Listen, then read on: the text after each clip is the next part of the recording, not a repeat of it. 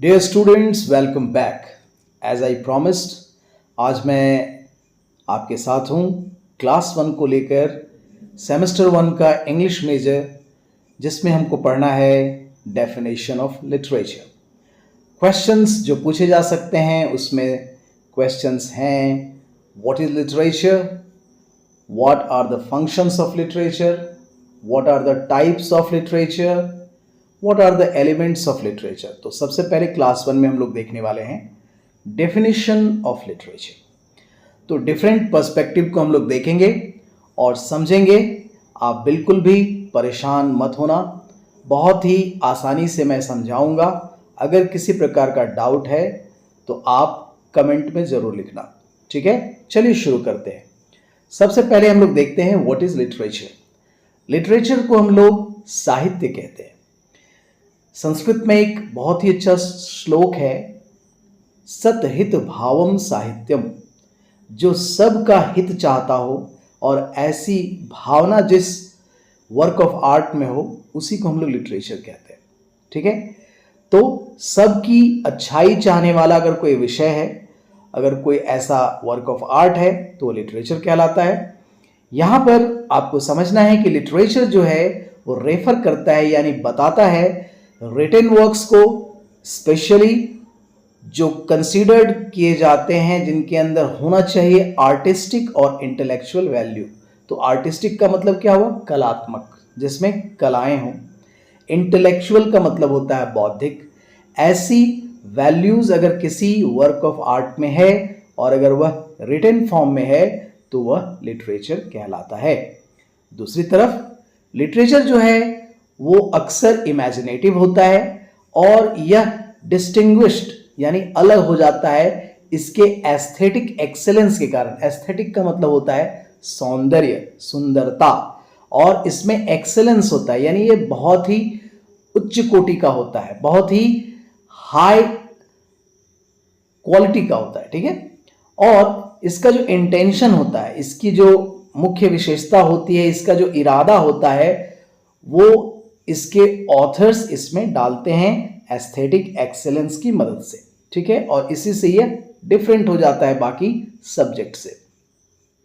इसे आप डिफाइन कर सकते हैं एज ए रिटन मटेरियल, एक ऐसा रिटन मटेरियल जो लास्टिंग इंटरेस्ट रखता हो, यानी कि बहुत लंबे समय तक, कह सकते हैं कि यह चिरंजीवी, यानी लंबे समय तक, यानी जिसका कोई अंत नहीं हो, लास्टिंग इंटरेस्ट रखता है, इसमें रुचि बनी हुई रहती है और इसमें एक्सेलेंस इन फॉर्म और एक्सप्रेशन, इसमें जो इसका फॉर्म होगा, इसकी जो बनावट होगी, इसमें जो एक्सप्रेशन होगा और जो भी चीज़ें इसमें होंगी वो एक्सेलेंट होगी, ठीक है। इसीलिए इसमें एक्सेलेंस भी होता है और इसमें फॉर्म और एक्सप्रेशन जो होते हैं वो बहुत ही हाई क्वालिटी के होते हैं, ठीक है। तो ये परिभाषा है लिटरेचर की। अभी खत्म नहीं हुआ है, आगे और भी समझते हैं हम लोग। लिटरेचर जो है एक ऐसा वर्क ऑफ आर्ट है, यानी कला का एक ऐसा रूप है, ऐसा कार्य है जो लैंग्वेज का यूज करता है, ठीक है। और इसमें लैंग्वेज का यूज क्रिएटिवली किया जाता है, पोर्ट्रे करने के लिए, यानी दिखाने के लिए मैसेज को, और इसका जो मुख्य उद्देश्य होता है किसी ऑडियंस को और रीडर को अपनी तरफ अट्रैक्ट करता है, ठीक है।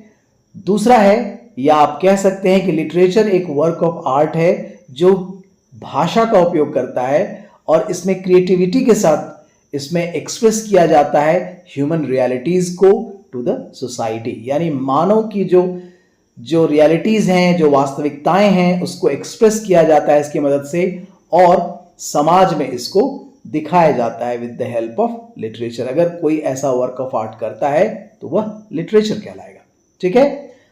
Origin of the word literature, इस वर्ड की शुरुआत कहां से हुई, कहां से इसका आगमन हुआ है? तो जो वर्ड लिटरेचर है, इसे माना जाता है कि ये लैटिन वर्ड लिटेरिटूरा से आया है और लिटेरिटूरा जो है उसका मीनिंग क्या होता है?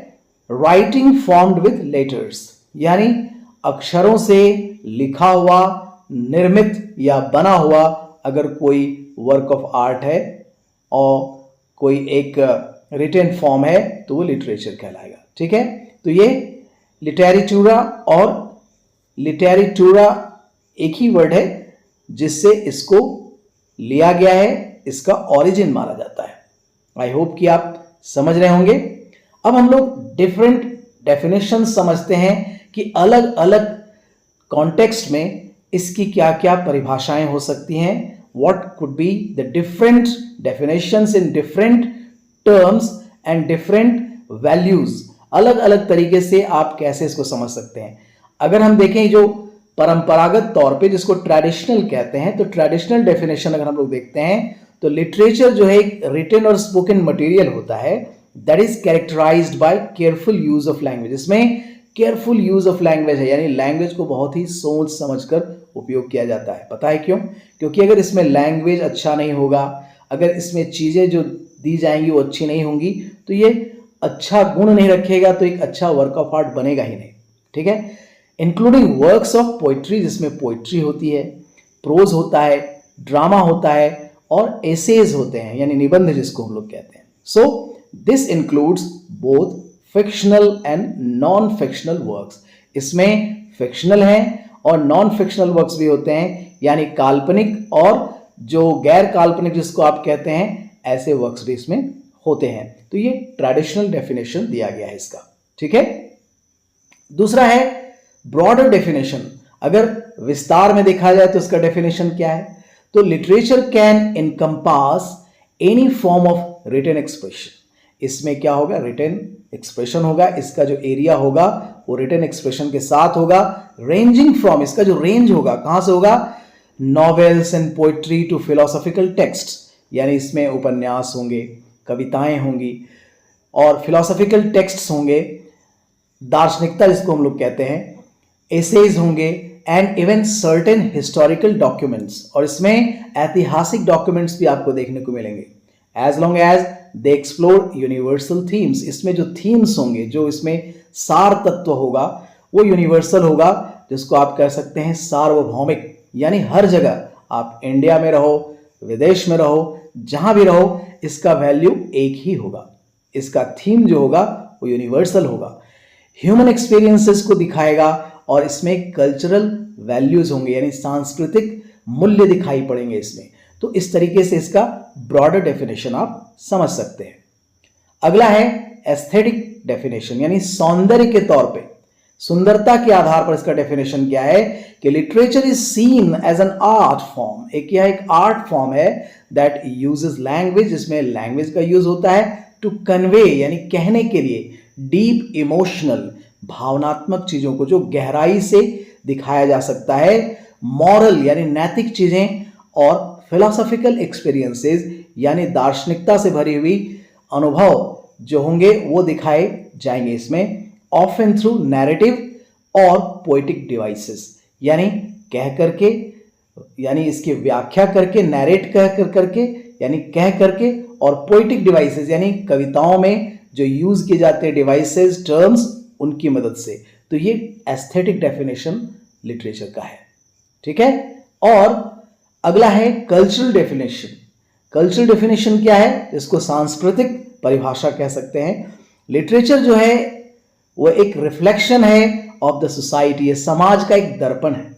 ठीक है, एंड कल्चर यानी समाज का तो है ही, और साथ साथ संस्कृति का भी दर्पण है। ये रिफ्लेक्ट करता है, in which it is produced embodying the values, जिसमें दिखाया जाता है, सामने लाया जाता है मूल्यों को, स्ट्रगल्स, संघर्षों को, and ideas of a time, एक समय में जो आइडियाज हुए हैं, समय के साथ जो स्थान है, उनको दिखाया जाता है। And serving as a tool for cultural preservation and transmission, इसमें यह भी दिखाया जाता है कि इसमें चीजों को प्रिजर्व करके भी रखना है, बचा कर रखना है, ताकि नेक्स्ट जनरेशन में इसको ट्रांसमिट किया जा सके, दूसरे जनरेशन में इसको पहुंचाया जा सके।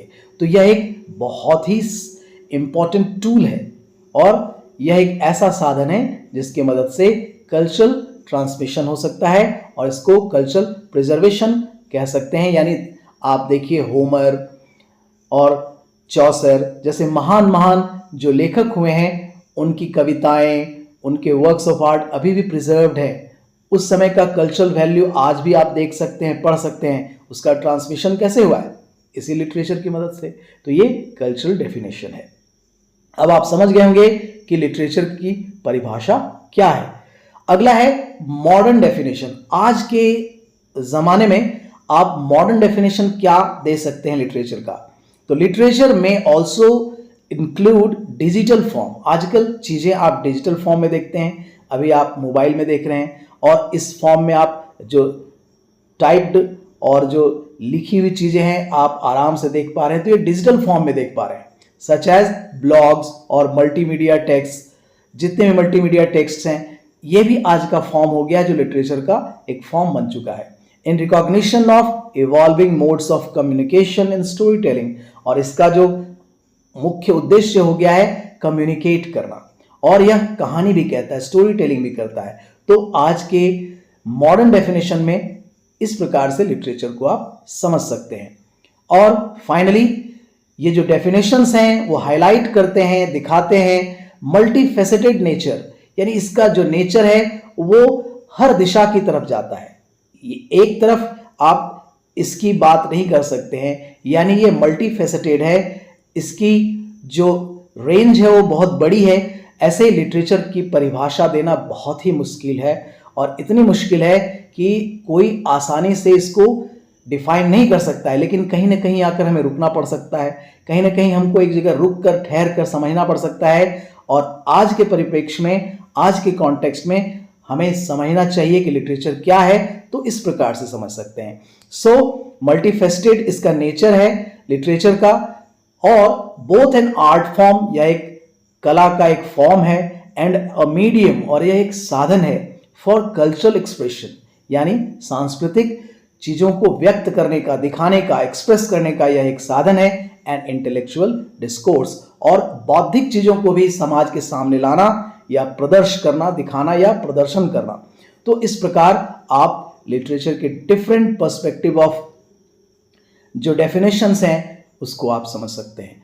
सो dear students, this is the first class, but very important class. आप इसका नोट्स बनाते चलेंगे, और जब लाइव क्लासेस होंगे तो इन सारी चीज़ों को मैं फिर से समझाऊंगा।